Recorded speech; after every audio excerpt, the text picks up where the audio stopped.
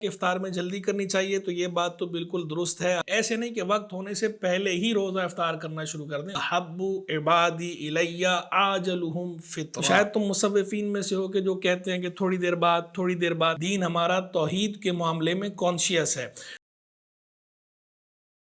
بسم اللہ والحمد للہ والصلاة والسلام علی رسول اللہ۔ معزز ناظرین و سامعین، پروگرام اصل جواب لے کر ہم آپ کی خدمت میں حاضر ہیں۔ اس میں آپ کی کیوریز کو ایڈریس کیا جائے گا، ہر دفعہ جو سوالات موصول ہوں گے ان کے جواب دیے جائیں گے۔ تو آج میرے پاس جو سوالات آئے ہیں ان میں سے ایک پہلا سوال یہ موصول ہوا ہے کہ یہ کہا جاتا ہے کہ افطار میں جلدی کرنی چاہیے، اور اگر جلدی نہیں کریں گے، تاخیر کریں گے تو گناہ ملے گا۔ تو آیا یہ بات درست ہے یا نہیں، اور اس کی کیا وجہ ہے، جلدی کیوں کرنی چاہیے؟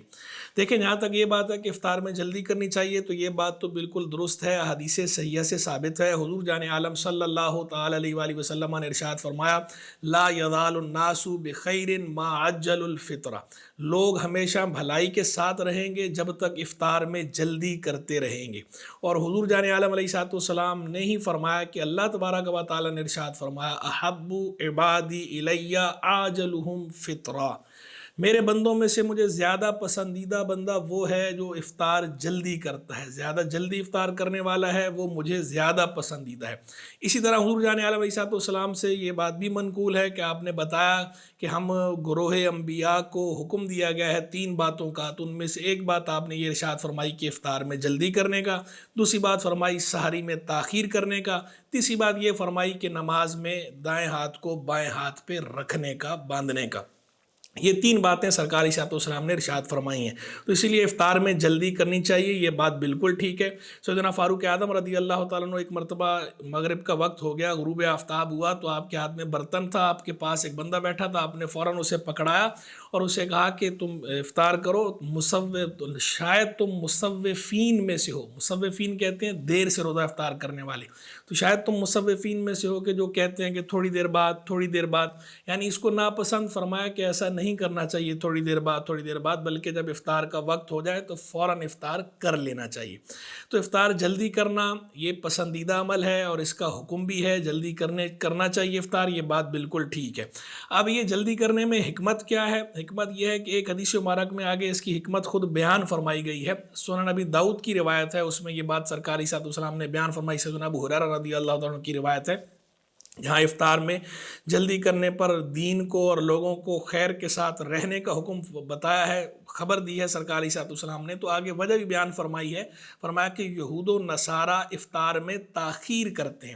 تو یہود و نصارہ کی مخالفت کا حکم ہے، ایک تو اس وجہ سے افطار میں جلدی کا حکم دیا گیا ہمیں، دوسرا چونکہ انبیاء کرام علیہ السلام کو یہ حکم تھا، تو انبیاء کرام علیہ السلام کی اتباع کی بنا پر یہ حکم ہمیں دیا گیا ہے۔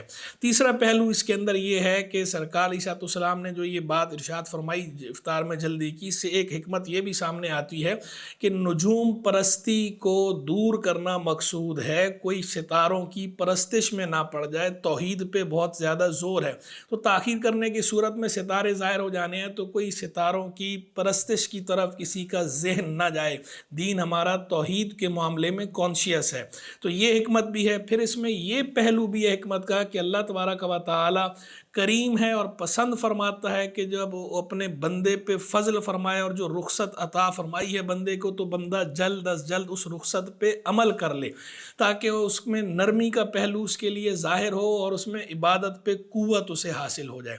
لیکن یہاں خوب یاد رہے کہ جو افطار میں جلدی کرنا ہے، جلدی سے مراد یہ ہے کہ جب وقت ہو جائے تو جلدی کرنی ہے، ایسے نہیں کہ وقت ہونے سے پہلے ہی روزہ افطار کرنا شروع کر دیں، وقت ہوگا تو ہی آپ نے افطار کرنا ہے۔ پھر اس کے بعد ہمیں ایک سوال یہ موصول ہوا ہے کہ دعائے افطار یہ کب پڑھی جائے؟ تو دیکھیں، دعائے افطار سے پہلے بھی پڑھی جا سکتی ہے، افطار کے بعد بھی پڑھی جا سکتی ہے، لیکن بہتر یہ ہے کہ افطار کے بعد پڑھ لی جائے۔ سنن نبی داؤد کی حدیث ہے کہ حضور جان عالم علیہ السلام جب افطار فرمایا کرتے تھے تو آپ یہ کلمات کہتے تھے، ذَهَبَ الظَّمَأُ وَابْتَلَّتِ الْعُرُوقُ وَثَبَتَ الْأَجْرُ انشاءاللہ، کہ پیاس دور ہو گئی اور رگیں تر ہو گئیں، اور اجر اللہ نے چاہا تو ثابت ہو گیا ہمارے نامہ اعمال میں، ہمارے ذمے میں۔ تو یہ جو دعا کے کلمات ہیں یہ سرکار علیہ السلام افطار کرنے کے بعد فرمایا کرتے تھے. تو یہ کلمات اگر کسی نے کہنے ہیں، یہ دعا پڑھنی ہے، تو یہ تو افطار کے بعد پڑھی جائے گی. اور جو دوسری دعا ایک مشہور ہے، اللہم انی لک صمت وعلی رزقک افطرت، یہ بھی سنن ابی داؤد ہی کی روایت میں ہے، اگرچہ اس روایت کی اسنادی حیثیت پہ تھوڑا کلام ہے، مرسل روایت ہے، لیکن یہ الفاظ بھی موجود ہیں حدیث میں. تو ان الفاظ کے اندر بھی صیغہ ماضی استعمال ہوا ہے. تو صیغہ ماضی سے مفہوم یہی ہوتا ہے کہ یہ بھی افطار کے بعد پڑھی جائے، کہ اس کا معنی یہ ہے، اللہ میں نے تیرے لیے روزہ رکھا اور تیرے دیے ہوئے رزق سے افطار کیا. تو افطار کیا کا مطلب یہ ہے کہ کر لیا، تو اس کے بعد یہ دعا پڑھی جائے. لیکن اگر بالفرض کسی نے پہلے بھی یہ دعا پڑھ لی تو اس صورت میں بھی گناہ نہیں ہے. دعا تو بہرحال دعا ہی ہے، اللہ سے مانگی جا رہی ہے، ثواب اس کا ملتا ہے، لیکن بہتر یہ ہے کہ افطار کے بعد پڑھ لی جائے. اور ویسے افطار سے پہلے بھی جو افطار کا وقت ہوتا ہے، افطار کرنے سے پہلے بھی دعا مانگنا یہ اچھی بات ہے. اور یہ قبولیت کے جو اوقات ہیں دعا کی، ان میں سے ایک وقت یہ بھی بیان فرمایا گیا ہے، سحری کا وقت بھی اور اسی طرح افطار کا وقت بھی. اس وقت میں دعا قبول ہوتی ہے، تو دعا ضرور مانگنی چاہیے.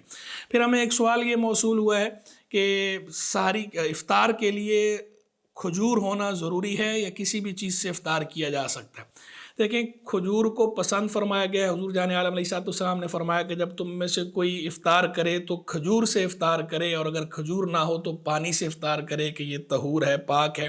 تو کھجور، اور خود سرکار علیہ السلام بھی جب افطار فرمایا کرتے تھے تو تر کھجوروں سے کرتے تھے. تر کھجوریں نہیں ہوتی تھی تو خشک کھجوروں سے کرتے تھے، وہ بھی نہیں ہوتی تھی تو پانی کے چند گھونٹ لے لیا کرتے تھے.